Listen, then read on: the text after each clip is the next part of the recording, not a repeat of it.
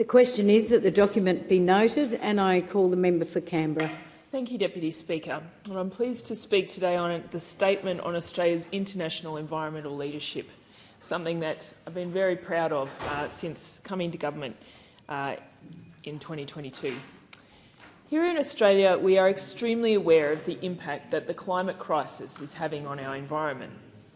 From the horrific Black Summer bushfires we saw in the summer of 2019 to 2020, to the increase in flash flooding across our country, to devastating drought, Australians are increasingly aware of the human and natural impacts of climate change.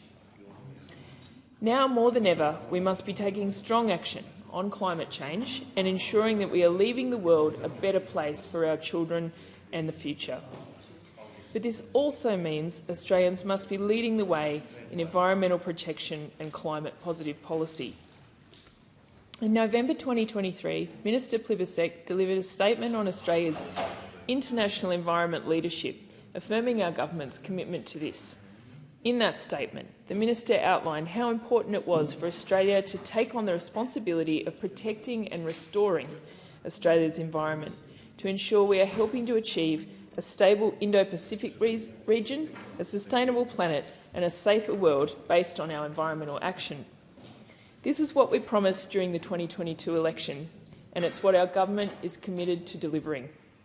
After a decade of climate denial and inaction, the Albanese Labor government is shouldering our responsibility as international environment leaders. And we are taking this responsibility extremely seriously. We are not playing games with the environment for the sake of contrarianism and politics, like some opposite have done. But we have made tangible steps to protecting our environment.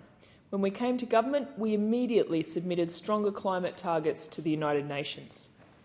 We quickly legislated net zero emissions by 2050. We reformed the safeguard mechanism. We doubled the rate of renewable energy projects being approved. We implemented a marine protection framework. And in just 2 years, we have greenlit a record 54 renewable energy projects, which is enough to power over 3 million Australian homes. We are catching Australia up to the rest of the world after we saw the previous government have a decade of denial and delay. We have also made our international partnerships with the United States and more broadly with our allies in the Asia-Pacific based on climate action. Our government has also signed on to several international agreements committing Australia to taking strong action on climate change and protecting our environment. This includes the Kunming-Montreal Global Diversity Framework signed in 2022 with 196 other countries, which is a global agreement to stop new extinctions, halt the spread of invasive species, restore degraded environments and protect 30% of the planet's land and sea by 2030. This ambitious agreement is something that the Australian delegation led the charge on, something unheard of in this country before 2022. And we are delivering on this agreement. We know we have more work to do. The Albanese Labor government is continuing to make progress to ensure that we are at the forefront of environmental policies and climate action. We are still working to be the leaders on that front. Just this week, we are debating the Nature Positive Environment Protection Australia Bill, the Nature Positive Environment Information Australia Bill and the Nature Positive Environment Law Amendments and Transitional Provisions Bill. These bills are setting up Australia's first National Environmental Protection Agency, which will have strong powers and penalties to enforce federal environmental laws and ensuring that the EPA is ready to administer our new environmental laws that are currently under consultation. These bills are also legislating Environmental Information Australia, which is an independent agency that has a mandate to provide environmental data and information to the EPA, the Minister and the public. Ultimately, they are the next step in the Minister's Nature Positive plan and complement the ongoing work of the Minister to reform the Environmental Protection and Biodiversity Conservation Act according to the Samuel Review. We are also investing in a future made in Australia to capitalise on Australia's capacity to become a renewable energy powerhouse. This is beneficial both to our nation but also for our international partners. We have lots of sun and wind here. We have a natural advantage in this area, and we plan to make the most of it. Another key way Australia is showing environmental leadership is addressing pollution, particularly of the ocean. The ocean, of course, does not just belong to one nation. Australia has always been famous for our beautiful beaches. While we may only have Acton Beach here in Canberra, Australia's coastline is iconic, and Canberrans certainly love our south coast. But imagine if that coastline was covered in plastic and other rubbish. This is something that our Pacific allies know far too well. We know that plastic pollution is having devastating effects on our marine life and ecosystems. A plastic-free Pacific is something we can achieve in our lifetimes. In 2022, Australia joined the High Ambition Coalition to End Plastic Pollution. It's aiming to end plastic pollution by 2040. And in our region, we are funding the Pacific Ocean Litter Project with $16 million to reduce single-use plastics. We are also building new recycling facilities and regulating packaging standards, which is lowering the amount going into landfill. As the Minister put it, protecting nature is a human rights issue. It's an economic opportunity, it's a foreign policy issue, and it's a security issue. There is no doubt that we are in a climate crisis and action must be taken. And I'm proud to be part of a government that is taking that strong action that we need on climate change.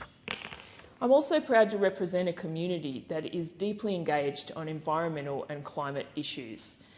And when myself and the other members of the class of 2019 were first elected, one of the very first experiences that many of us had was the bushfires and the response to that. And while here in Canberra, we obviously didn't have the fires here, we did have, it was obviously in the region and many places that Canberrans love and have connections to, particularly on the south coast of New South Wales. But also here in Canberra, where we normally have very good air quality, for much of that January of 2020, we had some of the worst air quality in the world, to a point that our city actually was locked down many times. Lots of public buildings were closed, and people were advised to stay in their homes, to have air conditioning on, and anyone who had an existing health condition or pregnant women or anyone with particular vulnerabilities were actually advised that they should be relocating, which of course wasn't an option for so many people.